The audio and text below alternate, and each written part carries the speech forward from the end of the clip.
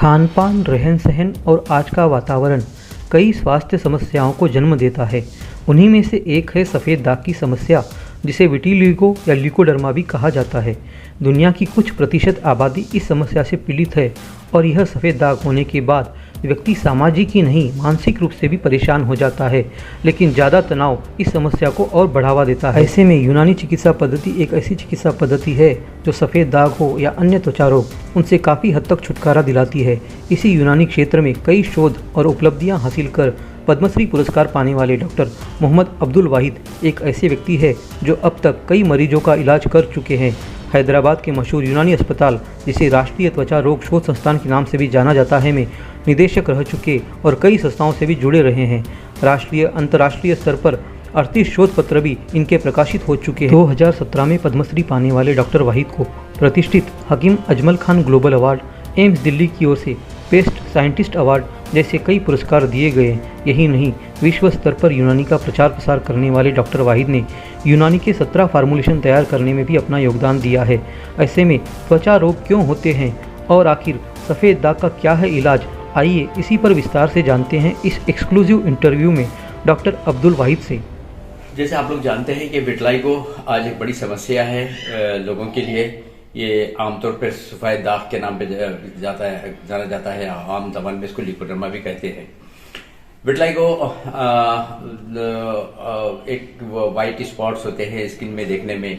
ये किसी को जिस्म के एक हिस्से में होते हैं, किसी के दोनों तरफ होते हैं, किसी को वॉट इमेज यानी ग्लास मिरर इमेज की तरह दोनों साइड पे होते हैं, या किसी को सिर्फ लिप्स पे और पैरों की हाथों और पैरों की उंगलियों पे होते हैं, या किसी जिस्म के पूरे हिस्से में होते हैं। तो इसका मतलब यह है कि ये कई किस्म के होते हैं और हर किस्म के होने की वजह अलग होती है, जिस्म पे होने की जगह अलग होती है, कम पड़ने यानी बीमारी के बढ़ने का रुझान और बीमारी के कम होने का तरीक़ेकार भी अलग अलग होता है। यानी इसमें डिफरेंट टाइप्स ऑफ विटिलिगो होते हैं। जैसे मैं आपको बताया कि डिफरेंट टाइप्स होते हैं, तो डिफरेंट टाइप्स के डिफरेंट कॉजेस भी होते हैं। उसमें तफसील से जाने से पहले मैं आपको विटिलिगो के बारे में बताता हूँ। विटिलिगो जनरली एक वाइट पैचेस होते हैं। ये जिस्म के किसी भी हिस्से में हो सकते हैं, चाहे वो जिस्म का हिस्सा हो या म्यूकस मेम्ब्रेन यानी जैसे लिप्स के ऊपर या बॉडी के कोई दूसरे नेचुरल ऑरिफिस के सराउंडिंग में भी हो सकते हैं। ये कोई इसके लिए कोई एज एग्जेम्प्टेड नहीं है, किसी भी एज में हो सकते हैं। आमतौर पर ये विटिलिगो इंडिया में 3 to 4% पॉपुलेशन में है और कोस्टल बेल्ट में ज्यादा है नॉन कोस्टल बेल्ट से। जैसे coastal belt of Andhra Pradesh, coastal belt of Karnataka, coastal belt of Kerala, coastal belt of Gujarat and Kolkata, West Bengal, इस कोस्टल बेल्ट में ज्यादा है। इसके होने की वजह इनके ग़िज़ाई जो फूड हैबिट्स होते हैं हो सकता है, या एनवायरमेंटल फैक्टर्स भी हो सकते हैं। नॉन बेल्ट में ये कम है। बहरहाल ओवरऑल अगर हम सारे विश्व में देखते हैं तो 1% of the world population is suffering with vitiligo. तो अमेरिका अलोन में ये 20 मिलियन लोगों में पाया जाता है आमतौर पे। ये तेजी से बढ़ रहा है। इसमें कई किस्में होती हैं। नंबर 1, इसको लोकलाइज विटिलिगो या जनरलाइज विटिलिगो भी कहा जाता है। लोकलाइज विटिलिगो जहाँ एक ही हिस्से पे होता है, जिसको आमतौर पे हम अगर साइंटिफिक वर्डिंग में इसको देखते हैं तो इसको सेगमेंटल विटिलिगो बोलते हैं, या फोकल विटिलिगो भी होता है। जो फोकल विटिलिगो एक छोटा सा पैच होता है जिस्म के किसी एक हिस्से पे होता है। अगर इसको सही तरीके से ट्रीट ना किया जाए तो ये बढ़ के आगे में जिस्म के दूसरे हिस्सों में भी फैल सकता है।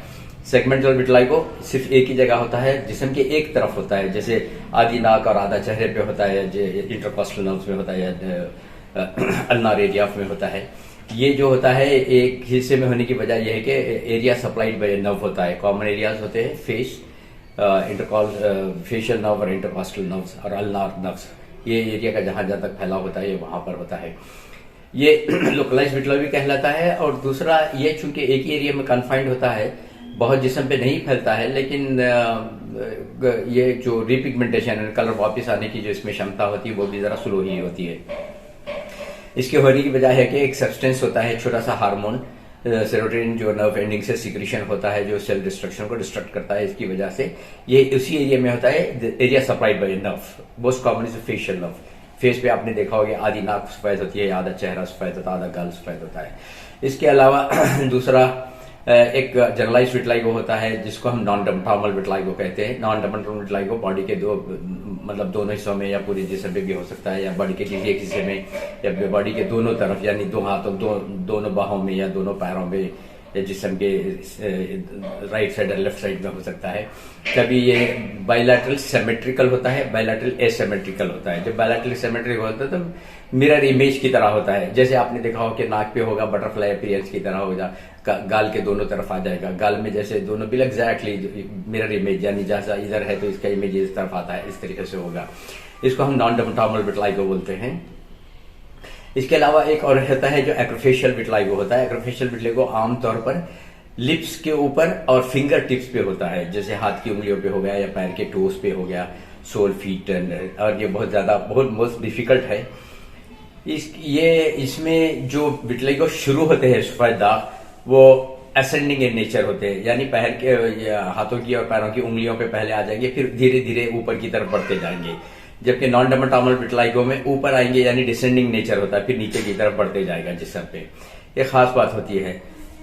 इसमें एक्रोफेशियल विटिलिगो में फिर इसके अलावा लिप्स के ऊपर भी होता है। लिप्स यानी म्यूकस मेम्ब्रेन पे, जहां जहां म्यूकस मेम्ब्रेन है वहां दूसरी जगह भी आ सकता है। जहां हम विद इन विटिलिगो यानी विटिलिगो के लोगों में, जहां हम बात कर रहे थे कि विश्व के 1% लोगों में है और इंडिया में 4 से 5 या 3 से 4% लोगों में है, और हर स्टेट में इसका इंसिडेंस अलग अलग है। तो इसमें अगर हम देखते हैं तो 70% अमॉन्ग ऑल विटिलिगो पेशेंट्स होते हैं जो नॉन डर्मेटोमल विटिलिगो होते हैं, और 11-12% जो होते हैं वो एक्रोफेशियल विटिलिगो होते हैं, और अराउंड 8 to 9% जो होते हैं वो सेगमेंटल विटिलिगो होते हैं, और फोकल विटिलिगो 1 to 2% होते हैं। सब में बड़ी बात यह है कि मोस्टली एक्सेप्ट सेगमेंटल विटिलिगो जो एक तरफ होता है, उसके अलावा सारे टाइप के जो विटिलिगो होते हैं वो सब नॉन डर्मेटोमल विटिलिगो होते हैं। सॉरी, ऑटोइम्यून कॉज होता है इसका, ऑटोइम्यूनिटी। सो ऑटोइम्यून मैकेनिज्म जब तक एक्टिव होता है तो periods of stability followed by aggravation, कई दिन तक ये रुका हुआ रहेगा, फिर कभी भी ये एक्टिव हो सकता है। इसकी वजह एक्यूट ऑटोइम्यूनिटी है। ऑटोइम्यूनिटी जब भी एक्टिव होगी तो विटिलिगो एक्टिव होता है। जब ऑटोइम्यूनिटी की एक खास शिनाख्त यह है कि जब बढ़ने से पहले जिस्म में एक इचिंग सेंसेशन होता है, जिसको साइन ऑफ ऑटोइम्यूनिटी बोलते हैं। जब अंदर से जिस्म में सेल डिस्ट्रक्शन होता है तो इचिंग सेंसेशन होता है, उसके बाद नए पैचेस निकलने लगते हैं। देखिए, ऑटोइम्यूनिटी का ये एक बात ये भी बताऊं मैं आपको, जैसे periods of stability followed by aggression हो रहा था, उसकी एक मिसाल है कि एक पैच हो सकता है जो 10 साल तक रुका हुआ रह सकता है, लेकिन सडनली जब एक्टिव होता है तो 6 महीने के अंदर आधे बॉडी को वाइट कर सकता है या पूरे बॉडी को भी वाइट कर सकता है। सो विटिलिगो अनप्रेडिक्टेबल होता है, यानी आप आने वाले दिनों पे नहीं जानते कि कब भी एक्टिव होगा, कब बढ़ेगा। इसी की वजह से अच्छे डॉक्टर की सलाह सही वक्त पे जरूरी है, सही ट्रीटमेंट और सही लाइन ऑफ मैनेजमेंट है। चूंकि ये ऑटोइम्यून डिजीज है, mostly not on all cases but mostly is autoimmune disease है, तो मॉडर्न मेडिसिन में कभी मेलानोजेटिक ड्रग के अलावा, यानी कलर लाने वाली दवाओं के अलावा स्टेरॉइड वगैरह की हेल्प ली जाती है इम्यूनिटी को सप्रेस करने के लिए। लेकिन वो हमारे एक्सपीरियंस में देखा गया कि वो स्टेरॉइड इसका एक रेडिकल ट्रीटमेंट नहीं है, इसके बहुत ज्यादा नुकसान भी है, साइड इफेक्ट भी है। उसको हम हतल इम्कान कम लिया जाए, और जब तक अगर ये लेंगे तो ये रुका हुआ रहेगा, लेकिन छोड़ने के बाद बाउंस बैक होगा, as a withdrawal effect bounce back होगा। बाउंस बैक जितना पहले था उससे ज्यादा भी हो सकता है।